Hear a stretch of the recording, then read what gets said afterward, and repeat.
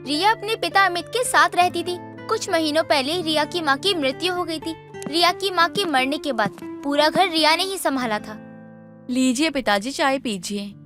रिया बेटा, मैंने कभी सोचा नहीं था कि तू समय के साथ इतनी समझदार हो जाएगी। तेरी माँ के जाने के बाद तूने मेरा और मेरे घर का अच्छे से ध्यान रखा है। पिताजी, माँ के मरने के बाद आप ही मेरे लिए सब कुछ हो और मैं आपका पूरा ध्यान रखूंगी। बेटा, अब तू बड़ी हो गई है। बचपन से तुझे माँ का सुख नहीं मिला। मुझे दूसरी शादी अब कर ही लेनी चाहिए। जब तक तेरी शादी नहीं होती तुझे माँ का प्यार मिल ही जाएगा। और बेटा, शादी के बाद तू भी अपने ससुराल चली जाएगी, तो इस घर को कौन संभालेगा? ठीक है पिताजी, जैसा आपको ठीक लगे। अमित दूसरी शादी कर लेता है। रिया को भी सौतेली माँ मिल जाती है जिसका नाम चांदनी होता है। चांदनी की एक बेटी होती है जिसका नाम वैशाली होता है। चांदनी रिया को उतना ही प्यार करती है जितना कि अपनी बेटी वैशाली से करती है। हे भगवान, इस लड़की का मैं क्या करूं? दिन होने को आ गया, अभी तक इसके उठने का नहीं पता। अपनी नानी के घर भी ऐसे ही नाक में दम कर रखा था। उठ जा, अब बेशरम की तरह पड़ी हुई है। रिया को देख, कितनी समझदार है, समय से पहले सब कर लेती है। क्या माँ, जब से हम इस घर में आए हैं तब से बस उस रिया से ही मेरी तुलना करती रहती हो। बेटा, तू अब बड़ी हो गई है, समझदार हो गई है और तुझे अभी तक ठीक से खाना बनाना नहीं आता। रिया से कुछ सीख। वैशाली को अपनी सौतेली बहन रिया बिल्कुल भी पसंद नहीं थी। जब भी चांदनी रिया की तारीफ करती थी, वैशाली रिया से चिढ़ने लग जाती थी और रिया को बुरा भला बोलने लगती थी। वाह रिया बेटा, तूने सब्जी तो बड़ी स्वाद बनाई है, मजा आ गया खाकर। रिया के माँ के जाने के बाद मेरी बेटी ने ही घर को संभाला है। खाना बनाने का बहुत ही शौक है इसे। खाने में चाहे कुछ भी कह दो इसे बनाने के लिए, बहुत ही स्वादिष्ट बनाती है। शुक्रिया, और लीजिए ना माँ सब्जी। क्या सीखूं मैं इससे? बड़ी बहन है तो क्या, मुझे नहीं करना, मुझे आता ही नहीं है, मैं करूँगी नहीं। मैं ऐसे मत बोलिए मेरी छोटी बहन को, वो सब कुछ सीख जाएगी धीरे धीरे। अभी उसकी उम्र ही कितनी है, अभी उसकी बड़ी बहन बैठी है उसे सब कुछ सिखाने के लिए। माँ बस करो, इतनी भी अच्छी नहीं बनी सब्जी जितनी आप तारीफ कर रहे हो। तुम मुझे अपनी बहन बनाने की कोशिश मत करो, समझी? तुम मेरी सौतेली बहन हो और सौतेली ही रहोगी मेरे लिए। मेरी माँ की भी तुम सौतेली बेटी हो। तुझे जरा सी भी शर्म नहीं है? जो तेरा इतना अच्छा सोच रही है उसी के लिए अपनी तमीज भूल रही है। तू भूल गई है आज जहाँ तू अपना आराम फरमा रही है वो उसी का घर है जिसको इतना कुछ बोलने से पहले कुछ सोच भी नहीं रही है तू। रिया बेटा, मैं वैशाली की तरफ से माफी मांगती हूँ। मुझे माफ कर देना जो तुम्हें इतना बुरा भला बोल रही है। माँ आप ये सब क्यों कर रही हैं? कोई बात नहीं, वो अभी छोटी है, अभी नहीं समझी तो बाद में समझ जाएगी। वैशाली के इतना बुरा भला बोलने के बाद भी रिया उसकी बातों का बुरा नहीं मानती थी। कुछ देर बाद रिया वैशाली के कमरे में खाना लेकर जाती है। वैशाली मुझे माफ कर दो, आज मेरी वजह से माँ ने तुम्हें थप्पड़ मारा। और ये लो, मैं तुम्हारे लिए खाना लेकर आई हूँ। तुमने उस समय खाना नहीं खाया था तो सोचा अपनी छोटी बहन के लिए खाना ले आऊं। ज्यादा अच्छे बनने की कोशिश मत करो। तुम क्या सोच रही हो? तुम मुझसे माफी मांगने आओगी तो मैं तुम्हें माफ करके क्या अपनी बहन मान लूंगी? ये कभी नहीं हो सकता, समझी? तुम चली जाओ यहाँ से। शायद अभी इसका गुस्सा खत्म नहीं हुआ है। कोई बात नहीं, थोड़ी देर में शांति हो जाएगा, फिर अपने आप रसोई में आकर खाना खा लेगी। पता नहीं क्या समझ रही है। जब से यहाँ रह रहे हैं बस यही सुनने को मिल रहा है, खाना अच्छा बनाती है, ये वो। अब मुझे ही कुछ करना पड़ेगा जिससे उसकी तारीफ बंद हो जाए। फिलहाल तो मैं कुछ खाने के लिए लाती हूँ। अगर मैं अपने कमरे में खाना लाई तो रिया को पता चल जाएगा, इसलिए मैं चुपके से रसोई में जाकर जल्दी से खाकर आ जाऊंगी। वैसे सब्जी तो टेस्टी बनाई है, पर इतनी भी नहीं जितनी उसे तारीफ सुनने को मिलती है। अब जो मैं करने वाली हूँ उससे रिया की सब्जी की तारीफ नहीं होगी। रिया की इतनी बेइज्जती करने के बाद भी वैशाली बेशर्मों की तरह चुपके से रसोई में जाकर रिया के हाथों का बना खाना खाती है। और शाम होते ही जब रिया रसोई में जाती है तो देखती है कि एक दिन का बचा हुआ खाना नहीं है। रिया समझ जाती है कि वैशाली ने खाना खा लिया। आखिर वैशाली ने खाना खा ही लिया। सच में वो बच्ची है, जब बड़ी हो जाएगी खुद समझने लगेगी सब कुछ। मैं सबके लिए खाना बना लेती हूँ। आज खाने में कुछ अच्छा सा बनाऊंगी जिससे मेरी बहन बहुत खुश हो जाए। रिया ये सोचकर खुश हो जाती है कि वैशाली ने उसके हाथों का खाना खा लिया। रिया शाम का खाना बनाने लगती है। रिया खाना बनाने के बाद रसोई से बाहर आती है। तभी चुपके से वैशाली रसोई में जाके रिया की सब्जी में बहुत सारा नमक डाल देती है। आज देखती हूँ कहाँ से तारीफ होगी इसकी सब्जी की। ज्यादा उछलती है अपनी तारीफ सुनने के लिए। आज तो मजा ही आने वाला है जब माँ और पिताजी रिया को सुनाएंगे। ओ गॉड, अब ये कहाँ से आ गई? कहीं इसने मुझे सब्जी में कुछ मिलाते हुए तो नहीं देख लिया? अरे वैशाली, तुम यहाँ रसोई में क्या कर रही हो? कुछ काम था क्या तुम्हें? अगर कुछ काम है तो मुझे बताओ। वो मैं पानी पीने आई थी। और हाँ, मुझसे ये सब पूछने की जरूरत नहीं है। मैं कहीं भी जाऊँ, तुम्हें इससे क्या? वैशाली ऐसा बोलकर अपने कमरे में चली जाती है। रिया रसोई में जाकर देखती है कि रिया को रसोई में रखा खाना देखकर अजीब लगता है। वो सोच में पड़ जाती है। अरे मैंने तो सब्जी का ढक्कन बंद करके रखा था, ये खुला कैसे है? कहीं वैशाली ने क्या पता सब्जी तो नहीं चखी होगी। अगर वैशाली ने सब्जी चखी भी होगी तो उसे अच्छी लगी होगी, इसलिए तो मैंने आराम से बनाई है सब्जी। इस शरारती लड़की की आदत नहीं जाएगी चुप चुप के खाना खाने की। रिया सभी के लिए खाना परोसती है। खाने की काफी अच्छी खुशबू आ रही थी। रिया की सौतेली माँ चांदनी बोलती है, रिया, खाने की तो बहुत अच्छी और स्वादिष्ट खुशबू आ रही है। तो ये सब खाने में कितना अच्छा होगा। अरे बेटा, अब तारीफ ही करती रहेगी या खाना भी खिलाएगी? चलो अब खाना खाओ। आजा रिया बेटा, तू भी बैठ जा खाने के लिए। अरे ये क्या बना दिया? ये सब्जी नहीं, ये तो जहर लग रहा है। इतना नमक सब्जी में? अरे हाँ, ये तो जहर जैसा लग रहा है। रिया, तूने सब्जी कैसे बनाई है? पिताजी, मैंने तो सब्जी चखी थी बनाने के बाद, मुझे तो सही लगी थी। अब इसमें नमक इतना ज्यादा कैसे हो गया, मुझे कुछ नहीं पता। अगर तूने इस सब्जी में नमक नहीं डाला तो क्या तेरे भूत ने डाला है? ले जा इस जहर जैसी सब्जी को यहाँ से। मैंने तो इतना नमक डाला ही नहीं था सब्जी में, फिर ये कैसे हो गया? कहीं वैशाली ने तो नहीं किया ये सब? नहीं नहीं, वो क्यों करेगी? शायद मेरी ही गलती की वजह से ये सब हुआ है। रिया के साथ हुआ देखकर वैशाली अपने कमरे में चुपचाप हंसती है। रिया फिर भी अपनी गलती को मानकर दूसरी सब्जी बनाने के लिए चली जाती है। अब आया मजा मुझे। रिया को इतना सुनने को मिला, पता नहीं क्या समझती है अपने आप को। अब कल दिन में खाना बनाएगी जब मैं उसके खाने में मिर्ची डाल दूंगी। वैशाली फिर से रिया के खाने में मिर्ची डालने की कोशिश करती है, पर अचानक से चांदनी रसोई में आ जाती है।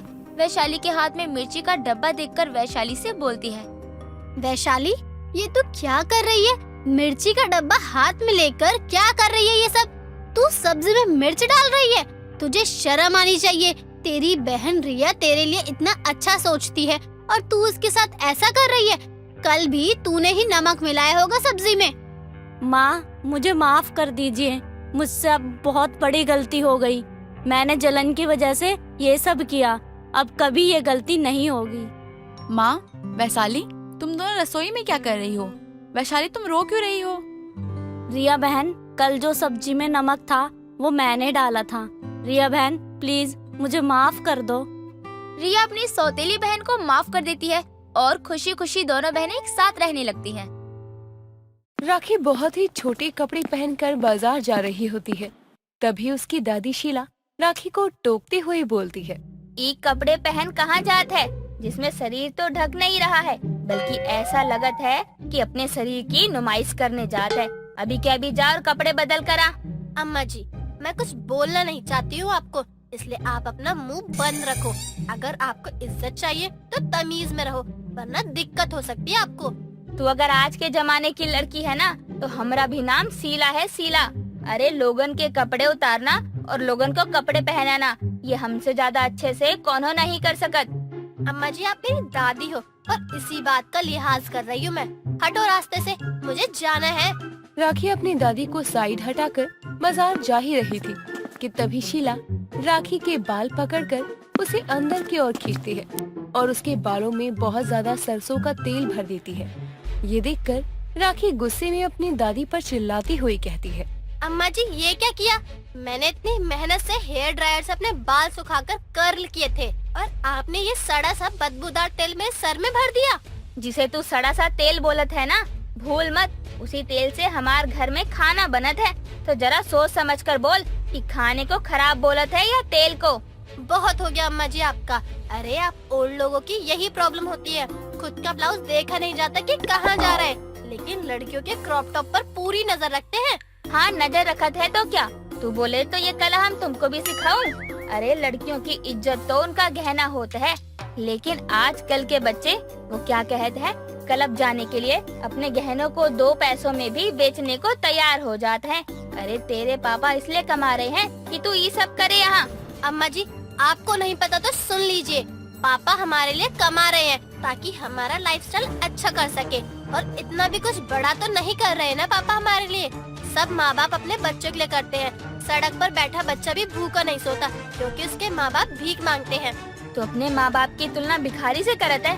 अरे शर्म कर लड़की, शर्म कर। जिस क्लब में जाने के लिए तू हमसे इतनी ज्यादा बहस करत है ना, उस क्लब में जाने लायक तेरे पापा ने ही तुझे बनाया है। आई नो अम्मा जी, काश मैं भी पापा को आपके बारे में ऐसे ही कुछ बोल पाती, लेकिन आपने और दादाजी ने पापा के लिए कुछ किया ही नहीं। पापा आज अपने दम पर यहाँ है। तू ऐसे नहीं मानेगी ना, रुक हम तुझे अभी बताते हैं। शीला इतना बोलकर राखी को अंदर कमरे में बंद कर देती है और बाहर कहीं जाने नहीं देती। राखी चिल्लाती रहती है, लेकिन उसकी बातों का कोई जवाब नहीं मिलता और शीला अपनी कमरे में चली जाती है। ऐसे ही शाम को अनुपमा अपने ससुर सुखीलाल के साथ पार्क में टहलने के लिए गई होती है। सुखीलाल अनुपमा से कहता है, बहुरिया, घर के तनाव से दूर आकर इस शांति और शुद्ध हवा में कितना अच्छा लागत है। हाँ ससुर जी, सच में हरी हरी घासों में नंगे पैर चलने का अपना ही मजा होता है। तभी तो बहुरिया, मैं तो कहता हूँ कि तुझे भी हमारे साथ रोज शाम को पार्क आना चाहिए। अरे पूरा दिन तो तू घर में अपना सास और बच्चों की चिक में फंसी रहता है, थोड़ा खुद को भी समय दिया कर। अनुपमा और सुखीलाल पार्क में ऐसे ही बातें करते हुए टहल रहे थे। तभी अनुपमा की नजर नलिन के दोस्त अजय पर जाती है, जो ऋचा का दुपट्टा खींचता है और ऋचा अजय से कहती है, अजय, तुम तो मेरे दोस्त हो, तो तुम यहाँ पार्क में मुझे अकेला देखकर मेरे साथ ये क्या कर रहे हो? तुम जानते नहीं हो मेरे पापा क्या कर सकते हैं तुम्हारे साथ। अभी भी समझ जाओ, अच्छा होगा तुम्हारे लिए। अरे तेरे बाप को जब तक पता चलेगा तब तक तो उसके पास रोने के सिवा कुछ बचेगा ही नहीं। और रही बात तेरी, बहुत घमंड है ना तुझे पता नहीं औरतों का इतना करना ठीक नहीं होता है। मुझे नहीं पता था कि तुम इतने ज्यादा गंदे निकलोगे। अरे मैंने तुम्हें हमेशा ही अपना इतना अच्छा दोस्त समझा, और तुम मेरे साथ इतनी गिरी हुई हरकत कर रहे हो। अभी तो कुछ किया भी नहीं है मैंने, तुम रुको, पहले जब करूँगा ना तब कुछ बोलना। तुम अपने आप को ज्यादा हीरो मत समझो, क्योंकि मैं आज की लड़की हूँ। मैं तुम्हें तुम्हारे इरादों में कामयाब नहीं होने दूंगी। मैं यहाँ आवाज लगाकर सबको बुला लूंगी। इस पार्क में बहुत ही कम लोग आते हैं, और जितना बड़ा पार्क है ना, बचे कुछ लोग तक तुम्हारी आवाज भी नहीं जा सकती है। तुम्हारे हाथ पैर मारने का कोई फायदा नहीं है यहाँ पर। अजय ऋचा को अपनी तरफ खींचने लगता है। ये सब होते देखकर सुखीलाल अनुपमा से कहता है, बहुरिया, ये लड़की और लड़का तो नलिन बिटवा के दोस्त है ना, फिर ये लड़का बेचारी बच्ची के साथ ऐसे बदतमीजी करत है। जरा चल तो देखे हम क्या करते हैं ये दोनों। ससुर जी, आप कहीं मत जाइए, आप यहीं रुकिए, इन्हें तो हम देखते हैं। इतना बोलकर अनुपमा ऋचा के पास जाती है। अजय ऋचा के साथ बदतमीजी कर रहा था। अनुपमा अजय को एक जोरदार थप्पड़ जड़ देती है और नीचे गिरा हुआ ऋचा का दुपट्टा अनुपमा उठाती है और ऋचा को पकड़ाती है। अनुपमा अजय को थप्पड़ ही थप्पड़ मारे जा रही थी और वो कहती है, अरे तुम जैसे लोग समाज में रहने लायक ही नहीं हो। जो इंसान औरत की इज्जत करना नहीं जानते हैं, उससे हम क्या ही उम्मीद कर सकते हैं। लेकिन तुम जैसे लोग भूल जाते हो कि औरत बस शांत नहीं रहना जानती, बल्कि काली माँ का रूप भी लेना जानत है। अनुपमा आंटी, आप यहाँ, आप गलत समझ रही हो, ऐसा कुछ भी नहीं है। अच्छा, जब तोहरी चोरी पकड़ी गई तो तेरा गुनाह सबके सामने आ गया, तो हम गलत समझ रहे हैं। अरे कुछ तो शर्म कर, यहाँ ऐसी घिनौनी हरकत करत है तो अपनी माँ बहन को का शक्ल दिखाएगा घर में जाकर। अनुपमा बिना कुछ सोचे अजय को मारे ही जा रही थी कि तभी ऋचा अनुपमा का हाथ पकड़ लेती है और अनुपमा को धक्का देती हुई ऋचा बोलती है, आंटी, ये क्या कर रही हो? अरे आप जैसी 3rd क्लास औरतों की यही दिक्कत होती है, जिन्हें कुछ पता नहीं होता लेकिन महान बनने आ जाती हैं। आपको शर्म है या नहीं? बिटिया, ई का बोलत हो, हम तो तेरी ही मदद कर रहे थे। ये दुष्ट तेरे साथ बदतमीजी कर रहा था तो हम इसको सबक सिखा रही थी। तुझे डरने की कोनो जरूरत नहीं है। हाँ, आप जैसे लोग होंगे तो हमें क्या ही जरूरत है डरने की। अरे आंटी, अजय मेरे साथ कुछ भी गलत नहीं कर रहा था, वो तो बस हम प्रैंक कर रहे थे। अजय मेरे साथ छेड़छाड़ करता और फिर मैं पुलिस के कपड़ों में सामने आ जाती। अजय का प्रैंक उस पर ही उल्टा पड़ जाता। माफ करना बिटिया, हमको ना ही पता था कि तुम लोग ये सब कर रहे हो। हमको तो लगा कि तेरे साथ कुछ गलत ना हो जाए, इसलिए हम बिना कुछ सोचे समझे यहाँ आ गए। आंटी, अब मेरी बात कान खोलकर सुनो। आपको ना खुद पर ध्यान देना चाहिए, ना कि समाज पर। अरे समाज आप जैसे लोगों की वजह से ही पीछे है। लड़की के साथ कुछ हो रहा है तो देखते रहो ना, लड़की की लड़ाई वो खुद लड़ लेगी। आप हो कौन बीच में बोलने वाली। और वैसे आप जैसी औरतें जो झंडा लेकर घूमती हैं ना, हमें लड़कियों की रक्षा करनी है, वही औरतें सबसे ज्यादा लड़कियों को दबाती हैं। अजय और ऋचा दोनों अनुपमा को सुनाए जा रहे थे कि तभी पीछे से विक्की कैमरा लेकर आता है और बोलता है, भाई ये वीडियो बहुत ही अच्छी बनी है, लोग देखेंगे ना तो पागल हो जाएंगे कि एक औरत ही दूसरी औरत की सबसे बड़ी दुश्मन होती है। का मतलब बिटवा, औरत ही औरत की सबसे बड़ी दुश्मन होता है? अरे आंटी, बात बहुत ही सिंपल है। हमें आपकी जैसी औरत चाहिए जो भाषण दे सके। और देखो, आपने भाषण दिया, अब हम इस वीडियो को अपनी तरह मॉडिफाई करके आपका कैरेक्टर ऐसा बना देंगे कि आप जैसी औरतें ही लड़कियों को नीचा दिखाती हो। ओ सॉरी अजय विक्की, तुम दोनों को ये लग रहा होगा कि मैंने ये वीडियो बनाई है और इसमें गलती से अनुपमा आंटी आई हैं, लेकिन ऐसा कुछ नहीं था। आई नहीं है, बल्कि मैं लेकर आई हूँ। बहुत महान बनने का शौक था ना अनुपमा आंटी आपको।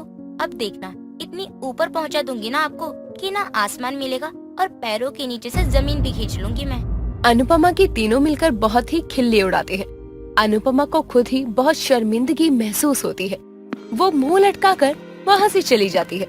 अनुपमा इस बात से बिल्कुल अनजान थी कि ये सब ऋचा की ही एक साजिश का हिस्सा है, जिसे ऋचा ने बखूबी पूरा किया। रोज सुबह के समय अंशिका हाथों में चाय की ट्रे लेकर पूरे घर में घूमते हुए अपनी सास सरिता को ढूंढ रही थी। तभी अचानक से उसका पति सूरज वहाँ आ जाता है और गलती से उससे टकरा जाता है और ट्रे की सारी चाय उसकी शर्ट पर गिर जाती है। तो वो गुस्से में कहता है, अंशिका, हद है यार, तुम्हारा ध्यान कहाँ रहता है? पूरी की पूरी शर्ट खराब कर दी अपनी चाय से। एक तो मैं वैसे ही लेट हो गया हूँ, बचा कुचा समय तुमने खराब कर दिया। सूरज जी, मैंने क्या किया है? आप बिना देखे ही तूफान मेल की तरह चलते आ रहे थे, जैसे ये घर नहीं कोई जॉगिंग ग्राउंड हो जहाँ आप भागते हुए चले आ रहे हैं। हटिए आगे से, पूरा फर्श खराब कर दिया। ओ हेलो मैडम, ये भी घर है, कोई होटल नहीं जो चाय की ट्रे हाथ में लिए पूरे घर में घूम रही हो। हे भगवान, मेरी वाइफ को थोड़ी अकल दो ताकि इसे सही गलत का फर्क समझ में आए। आप कहना क्या चाहते हैं? मैं पागल हूँ? मेरे अंदर दिमाग नहीं है?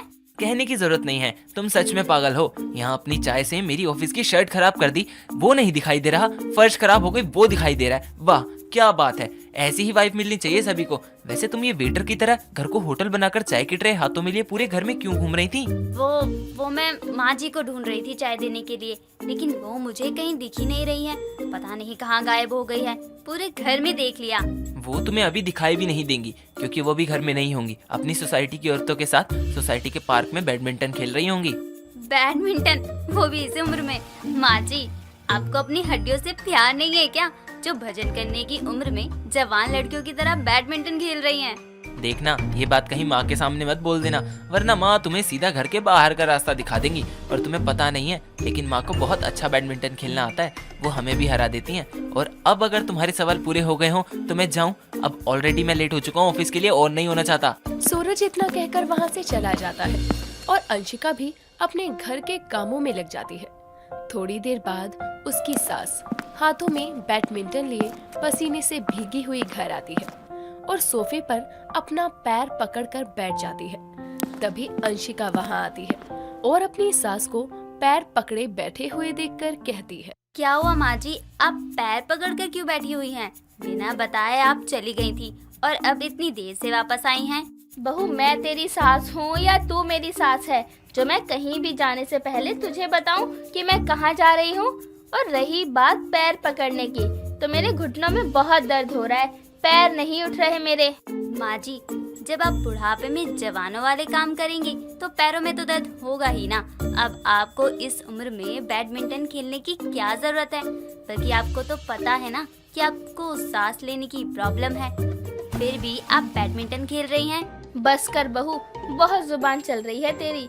ये मत भूल कि मैं तेरी सास हूँ, तो मेरे आगे मुंह खोलने से पहले याद रखना कि इस घर में अभी भी मेरा ही राज चलता है। माँ जी, आप तो मेरे कहने का गलत मतलब निकाल रही हैं। मेरे कहने का वो मतलब नहीं था। मैं तो बस ये कह रही थी कि आपको वो काम नहीं करना चाहिए जिससे आपको परेशानी हो। बैडमिंटन खेलने से आपको सांस लेने में और भी प्रॉब्लम हो सकती है। मुझे क्या करना है क्या नहीं ये मुझे तुमसे जानने की जरूरत नहीं है। तुम जाकर अपना काम करो और आगे से मेरे मामले में पड़ने की कोई जरूरत नहीं है।